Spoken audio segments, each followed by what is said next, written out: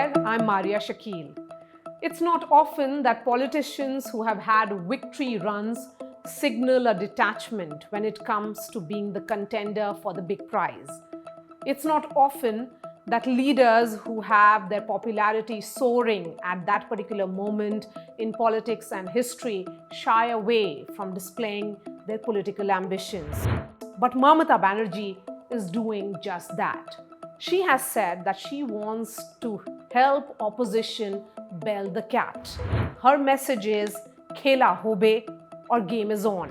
In saying no to being the face of the opposition, has Mamata Banerjee only consolidated her position and opened gates for many fence-sitters and many of those who see Congress as more of a liability and a party which can no longer steer the opposition ship. On a rainy day in Delhi, Mamata Banerjee met journalists for a freewheeling chat. She took all the questions. Not once, but multiple times she said that she is not the face of the opposition and isn't really keen on being one. Instead, she would want opposition to come together. And she said that that is not only a possibility, but a certainty. When I asked a specific question about YSR CP Chief and Andhra Chief Minister Jagan Reddy and Naveen Patnaik, Odisha Chief Minister and BJD Chief, because these are the parties that have sided with the government, supported the government on multiple occasions in the parliament, her response was that whenever there is a political storm, several join in, and that she has good equations with both of them. So can Mamata Banerjee play the role of Sonia Gandhi of 2004 when she had woven an alliance with unthought of partners? The challenge for Mamata is that unlike Sonia, she is not the president of a national party. She heads a party which is largely seen as a Bengal party, a state which sends 42 MPs in the Lok Sabha of 543. And even in its worst performance, remember, the Congress won 44 MPs in 2014. So maybe that is the reason why Mamata Banerjee may be choosing to keep her prime ministerial ambitions under the wraps for the moment. Now let's take a look at the fence-sitters, whether they will agree to do business with Mamata Banerjee. Naveen Patnaik's Biju Janata Dal. The state of Odisha sends 21 MPs. After the Congress's decline, his principal rival is the BJP. And any effort at opposition unity, the first test would be the presidential elections. And at that time, the state of Odisha will be witnessing panchayat polls. A BJD MP close to Naveen Patnaik tells me that be prepared for surprises, that he is known for googlies, because the BJP quite literally is breathing down his neck in the state and is expanding its footprints. Since 2019, the BJP has faced this charge of playing footsie with the BJD, of being foes in Bhubaneswar and friends in Delhi. Again, while he may be opposed to the Congress party, Naveen Patnaik may agree to Mamata Banerjee. The chief ministers of the neighboring states are often united by tragedies unleashed through cyclones. They have good working equations. But Naveen Patnaik has displayed remarkable lack of appetite for national politics.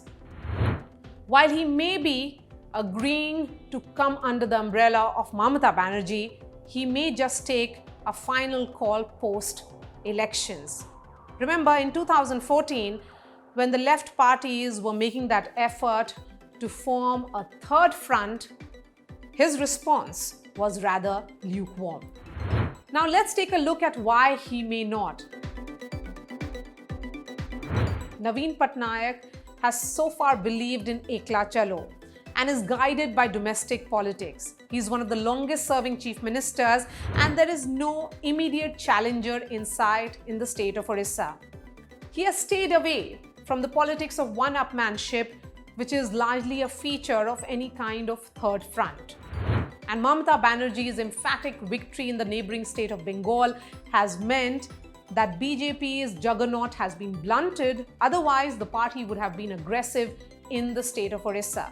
At the same time, it's largely a triangular contest in Orissa. BJD versus BJP versus the Congress. He would not want to make it a bipolar contest, which would mean disadvantage him. That is the reason why he is equidistant from both the BJP and the Congress. At the same time, Patnaik is a fairly shrewd politician and would avoid antagonizing the centre. Now coming to K. Chandrasekhar Rao's Telangana Rashtra Samiti, the state of Telangana sends 17 MPs. First, why will KCR support Mamata Banerjee? TRS had opposed the centre over its contentious Citizenship Amendment Act and also the farm bills. Of late, KCR has been pretty vociferous in saying that the federal norms are being violated by the centre, and this is being done to undermine the state governments.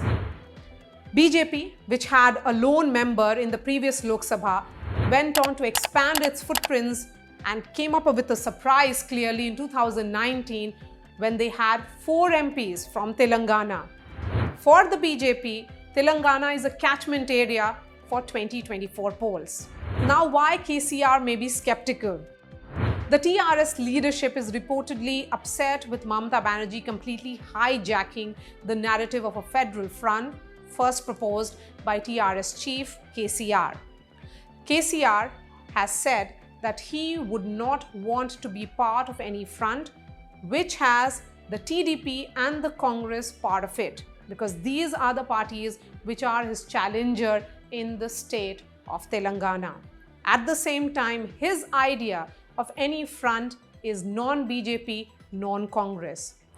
He would also want to be on the right side of the centre because the state needs financial support for its welfare schemes, and also post the bifurcation of Andhra Pradesh, Telangana may not have got what they have wanted so far, the support from the centre. TRS has also backed the centre over its number of moves, including the GST, demonetization, and also the presidential and vice presidential polls during the first tenure of Prime Minister Narendra Modi.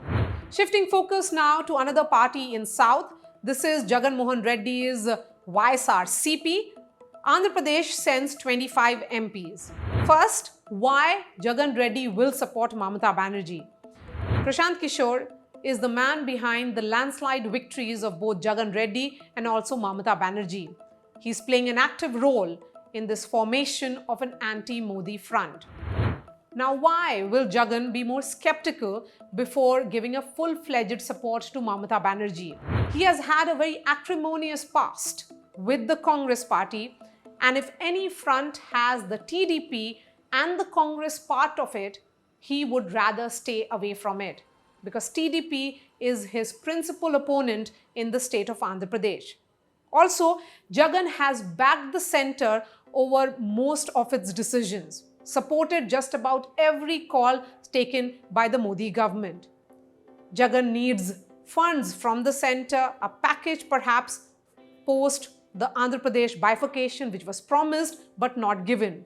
In fact, only recently, one of his party leaders had indicated that they would be keen on joining the NDA if a special status is given to the state of Andhra Pradesh. Both in the case of KCR and Jagan, while the BJP may be an emerging rival, the Congress certainly can upset their social coalition. Mamata Banerjee, in saying that she will help parties give shape to an anti-Modi front, has been very tactful. History has it that when the National Front was formed and the task of choosing the Prime Minister began, in the Central Hall of Parliament, there was a meeting on 1st of December 1989. Vishwanath Pratap Singh proposed the name of Devi Lal, while throughout the election, VP Singh was seen as the man taking on Rajiv Gandhi. Devi Lal, a Jat leader from Haryana, stood up and refused it and instead said VP Singh will be their face. Mamata Banerjee has defeated the BJP in what was clearly one of the most bitterly contested elections in recent times. An election which was projected by the BJP leadership as an ideological battle, a high-stakes one. She has said that she now has a formula to defeat the BJP, a formula that can help opposition parties come together. Now look at the other side of this cautionary tale of Mamata Banerjee. Sonia Gandhi as an interim president is out of the race. She renounced power as poison in 2004. Her son is disinclined. There are many political parties that see Congress as their rival. Aam Aadmi Party's growth in the national capital came at the cost of the Congress. Similarly, in Punjab, they are taking on the Congress in the upcoming assembly elections. Akhilesh Yadav, after his bitter experiment in 2017, has decided not to align with the Congress party in the upcoming UP elections. So can Mamata Banerjee be that fulcrum of opposition unity? Can she form a coalition with all these parties? She certainly has broad-based that and has opened doors for future allies. It is here that one can't miss the parallel between Harkishan Singh Surjit, the kingmaker in the 1990s, and Prakash Karat in 2000. Both came in the backdrop of the left, carrying the heft of the numbers, emerging as the second largest formation in 1996 and 2004. Who will play that role in 2024? The big question now is that will Mamata Banerjee be the kingmaker, or will she wear the crown herself in 2024?